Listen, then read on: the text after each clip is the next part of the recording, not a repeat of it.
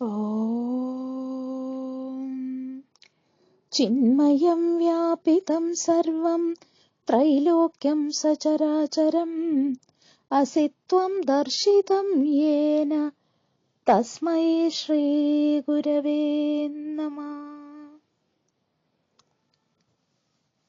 എല്ലാ ആത്മസഹോദരങ്ങൾക്കും എൻ്റെ വിനീതമായ നമസ്കാരം.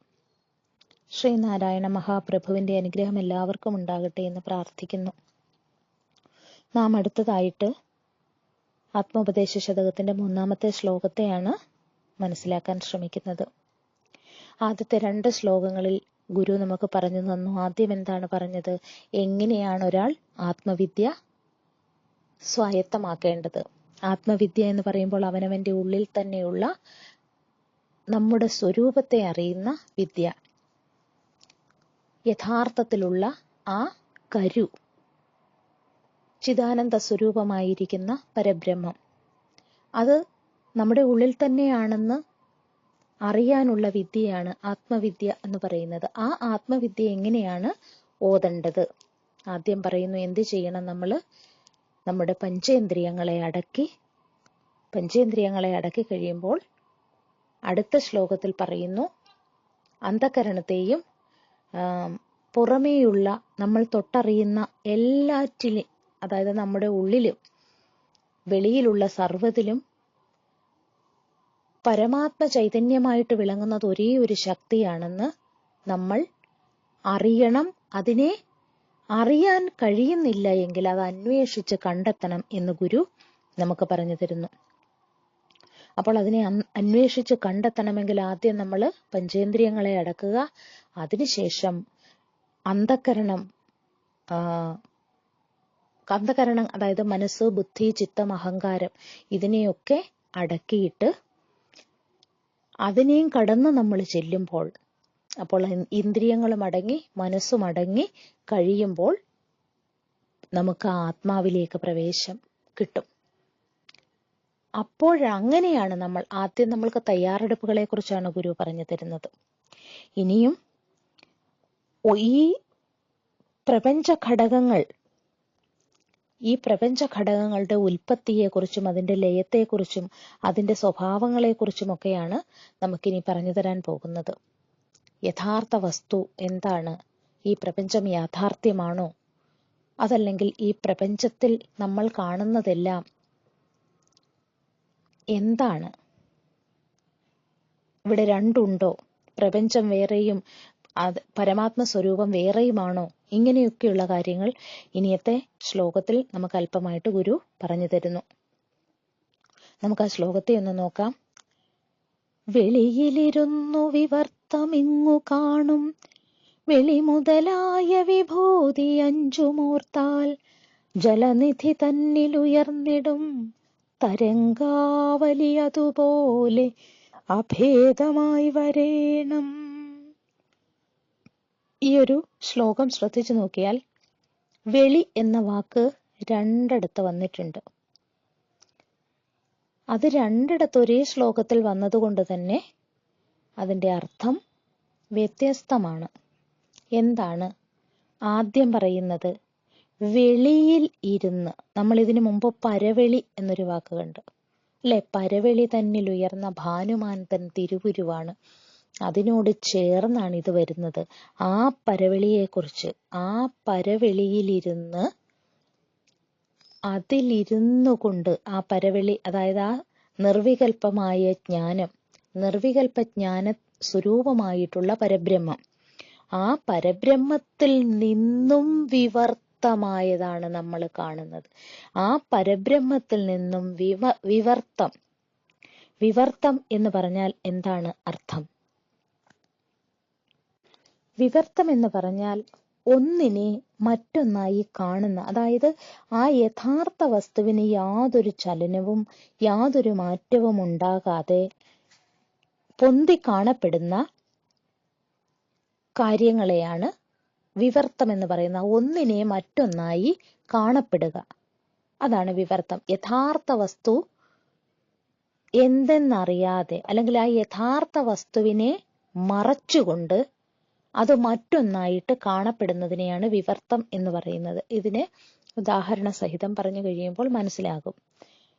അപ്പോൾ ഇവിടെ പറയുന്ന വെളിയിൽ ഇരുന്ന് വിവർത്തം ആയിട്ട് കാണുന്നു. അപ്പൊ ആ വെളി എന്നുള്ളതാണ് സത്യം.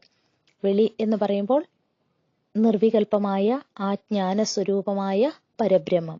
ആ പരബ്രഹ്മത്തിൽ ഇരുന്നു കൊണ്ട് വിവർത്തമായിട്ട് കാണപ്പെടുന്നു.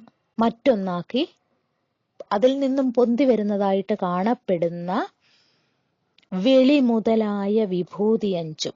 അടുത്ത വെളി എന്ന് പറഞ്ഞാല് ആകാശം എന്നാണ് അർത്ഥം. പരബ്രഹ്മത്തിലിരുന്ന് മറ്റൊന്നായി തോന്നപ്പെടുന്ന അല്ലെങ്കിൽ കാണിക്കുന്ന വെളി മുതലായ ഈ ആകാശം തുടങ്ങിയ വിഭൂതി അഞ്ചും. എന്താണ് വിഭൂതി അഞ്ചും എന്ന് പറഞ്ഞാല്? വിഭൂതികൾ എന്ന് പറഞ്ഞാല് പഞ്ചഭൂതങ്ങളെയാണ് ഇവിടെ പറയുന്നത്. എന്താണ്? ഭൂമി, അത് വെളി മുതലായ എന്നാണ് പറയുന്നത്. അപ്പൊ ആ വെളി ആകാശം തുടങ്ങി, ആകാശം, ഭൂമി, വായു, ജലം, അഗ്നി, ഇങ്ങനെ കാണപ്പെടുന്ന 5 ഭൂതങ്ങളും, അതായത് പഞ്ചഭൂതങ്ങളും ജലനിധി തന്നിലുയർന്നിടുന്ന തരംഗാവലി പോലെ അഭേദമാണ്. ജലനിധി എന്ന് പറഞ്ഞാൽ സമുദ്രം, ജലത്തിന്റെ നിധി അല്ലേ? അവിടെ കടലെന്ന് പറയുമ്പോൾ, സമുദ്രം എന്ന് പറയുമ്പോൾ ജലമേ ഉള്ളൂ, അല്ലാതെ ഒന്നുമില്ല. അപ്പോൾ ജലനിധിയിൽ ഉയർന്നു വരുന്ന തരംഗാവലി, ഒന്നിനു പുറകെ ഒന്നായി, ആവലി എന്ന് പറഞ്ഞാൽ കൂട്ടം എന്നാണ് അർത്ഥം. തരംഗങ്ങളുടെ ആവലി, അതായത് തിരമാലകളുടെ, ഒന്നിനു പുറകെ ഒന്നായി വരുന്ന തിരമാലകളുടെ ആ ഒരു ഉയർച്ച പോലെ അഭേദമായി വരേണം. പറയുന്നതിന്റെ അർത്ഥം എന്താണെന്ന് പറഞ്ഞാൽ, ഇവിടെ നിർവികൽപ ജ്ഞാനസ്വരൂപമായിരിക്കുന്ന ബ്രഹ്മം, ആ ബ്രഹ്മത്തിൽ നിന്നും അതിന് യാതൊരു മാറ്റവും ഉണ്ടാകാതെ, അതിനൊരു ചലനവും ഉണ്ടാകാതെ, അതിൽ നിന്ന് നമുക്ക് ഉണ്ടെന്ന് തോന്നിക്കുന്ന, പൊന്തി കാണുന്ന, ആ കാണപ്പെടുന്ന വിവർത്തങ്ങളായ, യഥാർത്ഥത്തിൽ ഇല്ലാത്തതായ ആകാശം തുടങ്ങിയ 5 പഞ്ചഭൂതങ്ങൾ, അവ നമ്മൾ യഥാർത്ഥത്തിൽ ചിന്തിച്ചു നോക്കിയാൽ ഈ പരബ്രഹ്മത്തിൽ നിന്നും വേറെയല്ല. അപ്പോൾ പുറമേ ഈ പ്രപഞ്ചത്തിൽ പഞ്ചഭൂതങ്ങളെ ഇവിടെ പറയുന്നതിന്റെ കാരണം എന്താണ്? പ്രപഞ്ചത്തിലുള്ള സർവ്വ വസ്തുക്കളും പഞ്ചഭൂതങ്ങൾ കൊണ്ട് നിർമ്മിച്ചതാണ്. ഏതൊരു വസ്തുവും, നമ്മൾ ഉൾപ്പെടുന്ന, നമ്മുടെ ശരീരം ഉൾപ്പെടുന്ന പ്രപഞ്ചത്തിലുള്ള സർവ്വ വസ്തുക്കളും പഞ്ചഭൂതങ്ങളാൽ നിർമ്മിച്ചതാണ്. ഇങ്ങനെയുള്ള പഞ്ചഭൂതങ്ങളാൽ നിർമ്മിച്ച സർവ്വ വസ്തുക്കളും ആ പരബ്രഹ്മത്തിൽ നിന്നും അന്യമല്ല. ഈ പരബ്രഹ്മത്തിൽ വിവർത്തങ്ങളായിട്ട് കാണപ്പെടുന്നതാണ് സർവ്വതും എന്ന് നമ്മൾ അറിയണം. അതിനെ അറിയിക്കാൻ ഗുരു ഒരു ഉദാഹരണം പറഞ്ഞു തരുന്നു. സമുദ്രത്തിൽ തിരമാലകൾ പൊങ്ങി വരുമ്പോൾ അതിനെ വേറെയായിട്ട്, അതിന് വേറൊരു പേര് നമ്മൾ കൊടുത്തു. എന്താണ്? തിരമാല. പക്ഷെ അത് കടലിലെ ജലത്തിൽ നിന്നും വേറെയാണോ? അല്ല. അത് വേറൊരു രൂപത്തിൽ കാണുമ്പോൾ നമ്മൾ അതിന് പേര് കൊടുത്തു, അതിന് വേറൊരു രൂപം കൊടുത്തു, അതിനെ നമ്മൾ വേറെയായിട്ട് കാണുന്നു. കടലിൽ ജലം മാത്രമേ ഉള്ളൂ. കടലിൽ ഉണ്ടാകുന്ന തിരമാലകളായാലും കുമിളയായാലും പതയായാലും എല്ലാം എന്താണ്? ജലത്തിന്റെ പല ആകൃതികൾ, ആ ജലം പല രീതിയിൽ കാണപ്പെടുന്നതാണ്. പക്ഷെ ആത്യന്തികമായിട്ട് അവിടെ ജലം മാത്രമേ ഉള്ളൂ. അതുപോലെ ഈ പരമാത്മസ്വരൂപമായ പരബ്രഹ്മത്തിൽ നിന്നും യാതൊരു ഭേദവുമില്ല. എങ്ങനെ കടലിൽ നിന്നും തിരമാല, അല്ലെങ്കിൽ കടലിലെ ജലത്തിൽ നിന്നും തിരമാല വേറെയല്ലാതിരിക്കുന്നുവോ, അന്യമാകാതിരിക്കുന്നുവോ, അതുപോലെ ഈ പ്രപഞ്ചത്തിൽ കാണുന്ന സർവ്വ വസ്തുക്കളും ആ പരമാത്മസ്വരൂപമായ പരബ്രഹ്മത്തിൽ നിന്നും വേറെയല്ല. അതാണ് ഈ ഒരു ശ്ലോകത്തിൽ നമുക്ക് പറഞ്ഞു തരുന്നത്. ഇതിന്റെ ആദ്യത്തെ ഒരു ഭാഗമെന്ന് പറയുമ്പോൾ ആ പരമാത്മസ്വരൂപമായ ആ പരബ്രഹ്മത്തെ കുറിച്ചാണ് പറയുന്നത്. രണ്ടാമത് ഇത് പരമാത്മസ്വരൂപമായ പരബ്രഹ്മവും ഈ പ്രപഞ്ചവും ഒന്നാണെന്ന് കാണിക്കാൻ വേണ്ടിയിട്ട്, അതായത് കാര്യവും കാരണവും അത് രണ്ടും ഒന്നിൽ നിന്നും മറ്റൊന്ന് വ്യത്യസ്തമല്ല എന്ന് കാണിക്കാൻ അതിനൊരു ഉദാഹരണ സഹിതം ഗുരു നമുക്ക് പറഞ്ഞു തരികയാണ് ചെയ്യുന്നത്. അപ്പോൾ ആകാശം, വായു, അഗ്നി, ജലം, ഭൂമി, ഈ പഞ്ചഭൂതങ്ങൾ എന്ന് പറയുമ്പോൾ ഇവിടെ കാര്യമെന്നും കാരണമെന്നും രണ്ടുണ്ട്. എല്ലാറ്റിനും കാരണമായിരിക്കുന്നത് കാരണവസ്തു, മൂലവസ്തു, അതാണ് കാരണം എന്ന് പറയുന്നത്. ആ കാരണത്തിൽ നിന്നും ഉണ്ടായിട്ടുള്ളതാണ് കാര്യം. ഇവിടെ കടല് കാരണം, അതിൽ നിന്നും ഉണ്ടായിട്ടുള്ള ജലവും തിരമാലയും നുരയും പതയും ഒക്കെ കാര്യങ്ങളാണ് എന്ന് പറയുന്നത് പോലെ പരമാത്മ സ്വരൂപമായ പരബ്രഹ്മമാണ് കാരണം. ആ കാരണവസ്തുവിൽ നിന്നും ഉണ്ടായിട്ടുള്ള കാര്യങ്ങളാണ് ആകാശം, വായു, തേജസ്, ജലം, ഭൂമി എന്നിവയെല്ലാം. ഒരു വിത്തിൽ നിന്ന് വൃക്ഷമുണ്ടാകുന്നത് എന്താണ്? പരിണാമമാണ് അവിടെ നടക്കുന്നത്. അതായത്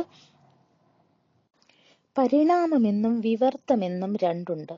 പരിണാമം എന്ന് പറയുന്നത് ഒന്നിൽ നിന്നും ഒന്നിന് രൂപാന്തരം പ്രാപിച്ച് മറ്റൊന്നുണ്ടാകുന്നത്. അതാണ് ഞാനിപ്പോൾ പറഞ്ഞത്, വിത്തിൽ നിന്നും പുതിയ വൃക്ഷമുണ്ടാകുന്നത്. അത് പരിണാമമാണ്. എന്നാൽ ഒരു ദൂരെ കിടക്കുന്ന ഒരു കയറ് കണ്ടിട്ട് മങ്ങിയ വെളിച്ചത്തിൽ നമ്മൾക്കൊക്കെയും ഉണ്ടാകുന്ന ഒരു ഭ്രമമാണ്. ദൂരെ ഒരു മങ്ങിയ വെളിച്ചത്തിൽ ഒരു കയറ് കിടക്കുമ്പോൾ അത് പാമ്പാണോ എന്ന് തോന്നുന്ന ഒരവസ്ഥ. അങ്ങനെ കാണുന്ന അതിനെയാണ് വിവർത്തമെന്ന് പറയുന്നത്. അതായത് യഥാർത്ഥ വസ്തുവിന് യാതൊരു മാറ്റവുമില്ലാതെ അതിൽ പൊങ്ങിക്കാണുന്ന, അല്ലെങ്കിൽ അതിൽ പൊന്തി വരുന്നു എന്ന് തോന്നുന്ന, അല്ലെങ്കിൽ അത് ഒന്നിനെ കണ്ടിട്ട് മറ്റൊന്നായിട്ട് ഭ്രമിക്കുന്ന അവസ്ഥ. ആ ഭ്രമമാണ് വിവർത്തം എന്ന് പറയുന്നത്. അപ്പോൾ ഇതാണ് കാണുന്നവന്റെ ഉള്ളിലുള്ള സങ്കല്പമാണ് കയറിൽ പാമ്പുണ്ടെന്ന് തോന്നുന്നത്. അതുപോലെ പരമാത്മമായ പരബ്രഹ്മത്തിൽ സങ്കല്പങ്ങൾ നമ്മൾ അതിനെ സങ്കല്പത്തിലൂടെ ഉണ്ടാക്കുന്നതാണ് ഈ പ്രപഞ്ചം എന്ന് പറയുന്നത്. നമ്മൾ യഥാർത്ഥത്തിൽ കയറിൽ പാമ്പ് ഉണ്ടെന്നുള്ള ഒരു പ്രതീതിയോടെ നമ്മൾ ഒരിടത്ത് തന്നെ നിന്നാൽ, അല്ലെങ്കിൽ ദൂരെ അത് കിടക്കുമ്പോൾ അവിടെ പാമ്പുണ്ടെന്നുള്ള ഒരു ഭ്രമത്തോടെ നമ്മൾ ആ വഴിയിൽ നിന്നും മാറിപ്പോയി കഴിഞ്ഞാൽ നമുക്കൊരിക്കലും മനസ്സിലാക്കാൻ കഴിയില്ല അത് യഥാർത്ഥത്തിൽ കയറായിരുന്നു എന്ന്. അതിനെ അടുത്ത് ചെന്ന് അറിഞ്ഞ് കഴിയുമ്പോൾ, അറിഞ്ഞ ഒരാളാണെങ്കിൽ അദ്ദേഹത്തിന് ബോധ്യമാകും അവിടെ കയറ് മാത്രമേ ഉള്ളൂ, പാമ്പില്ല എന്ന്. നമ്മളൊക്കെ ഇപ്പോഴും എന്താണ്, ഈ ദൂരെ കിടക്കുന്ന കയറ് കണ്ടിട്ട് പാമ്പാണെന്ന് സങ്കല്പിക്കുന്നവരാണ് നമ്മൾ. കാരണം എന്താണ്? എങ്ങനെയാണോ പരബ്രഹ്മത്തിൽ നമ്മൾ ഈ പ്രപഞ്ചത്തെ മുഴുവനും വിവർത്തമായി കാണുന്നത്, നമ്മൾ അജ്ഞതയിലാണ്. അജ്ഞാനം എന്ന് പറയുന്നതാണ് നമ്മളെ ഭരിക്കുന്നത്. യഥാർത്ഥ സത്യത്തെ അറിയാൻ നമ്മൾ ശ്രമിക്കുന്നില്ല. ശ്രീനാരായണ പരമഹംസദേവനെ പോലെയുള്ള തത്വദർശികളായിട്ടുള്ളവർ, സത്യസാക്ഷാത്കാരം നേടിയ ഋഷീശ്വരൻ അതിനെ കണ്ടെത്തി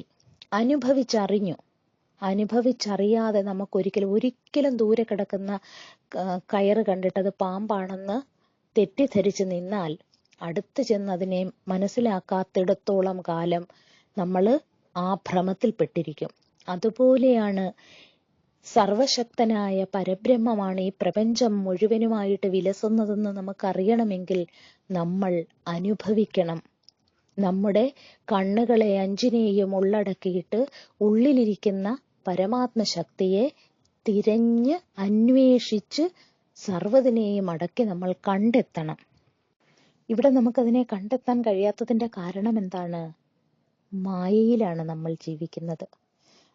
അതേസമയം ആ കയറിനെ കണ്ടു കഴിയുമ്പോൾ നമ്മൾ സങ്കല്പത്തിലൂടെ സൃഷ്ടിച്ച ആ പാമ്പ് ഇല്ലാതാകുന്നത് പോലെ സത്യവസ്തുവിനെ നമ്മൾ സാക്ഷാത്കരിച്ചു കഴിയുമ്പോൾ ഈ സങ്കല്പത്തിലൂടെ നമ്മൾ സൃഷ്ടിച്ച ഇവിടെ നമ്മൾ കാണപ്പെടുന്ന ഈ പ്രപഞ്ചവും ഇല്ലാതെയാകുന്നു. അതായത് മായ, ഇപ്പോൾ പറഞ്ഞല്ലോ, ആ മായയാണ് ഇങ്ങനെയുള്ള വിവർത്തങ്ങളെ ഉണ്ടാക്കി കാണിക്കുന്നത്. ഇത് ഇനിയും നമ്മൾ മുന്നോട്ട് പോകുമ്പോൾ മായയെക്കുറിച്ച് കൂടുതലായിട്ട് പഠിക്കും. ആ സമയത്ത് ഇതിനെ കൂടുതലായിട്ട് പറഞ്ഞു തരാവുന്നതാണ്. അപ്പോൾ ഗുരു ഗദ്യപ്രാർത്ഥനയിൽ പറയുന്നുണ്ട്, കാണപ്പെടുന്നതൊക്കെയും സ്ഥൂലം, സൂക്ഷ്മം, കാരണം എന്നീ 3 രൂപങ്ങളോട് കൂടിയതും പരമാത്മാവിൽ നിന്നും ഉണ്ടായി അതിൽ തന്നെ ലയിക്കുന്നതുമാകുന്നു. അതുകൊണ്ട് പരമാത്മാവല്ലാതെ മറ്റൊന്നുമില്ല. അത് തന്നെയാണ് ഈ ശ്ലോകത്തിലും. നമ്മൾ ഈ ശ്ലോകത്തിനെ മനനം ചെയ്തു കഴിഞ്ഞാൽ നമുക്കത് മനസ്സിലാകും. സ്ഥൂലം, സൂക്ഷ്മം, കാരണം 3 രൂപത്തിൽ കാണപ്പെടുന്നത് ആ പരമാത്മ ശക്തി തന്നെയാണ്. ഇവിടെ ഈ പ്രപഞ്ചത്തിൽ നമ്മൾ കാണുന്ന സർവ്വതും ആ ഭഗവാന്റെ ചൈതന്യം മാത്രമാണെന്ന് നമ്മൾ അറിയുക. അതിനെ അറിയിക്കാനാണ് ഇവിടെ ഗുരു നമുക്ക് കടലിലെ തിരമാലയുടെ ഉദാഹരണം സഹിതം പറഞ്ഞു തരുന്നത്. കടലിൽ കാണുന്നത് യഥാർത്ഥത്തിൽ വെള്ളം മാത്രമാണ്, പല രൂപത്തിൽ അത് പൊന്തി വന്ന് കാണുകയാണെന്നാണ് ഗുരു പറഞ്ഞു തരുന്നത്. ഇതിനെ കുറച്ചുകൂടി വിശദമാക്കുക അടുത്ത ക്ലിപ്പിൽ പറഞ്ഞു തരാം, അടുത്ത വോയിസിൽ പറഞ്ഞു തരാം. എല്ലാവർക്കും ഭഗവാന്റെ അനുഗ്രഹം ഉണ്ടാകട്ടെ എന്ന പ്രാർത്ഥനയോടുകൂടി ഈ 3-ാമത്തെ ശ്ലോകത്തിന്റെ ആദ്യ ഭാഗം ഭഗവാന്റെ പാദങ്ങളിൽ സമർപ്പിക്കുന്നു. എല്ലാവർക്കും നന്മയുണ്ടാവട്ടെ. നമസ്തേ.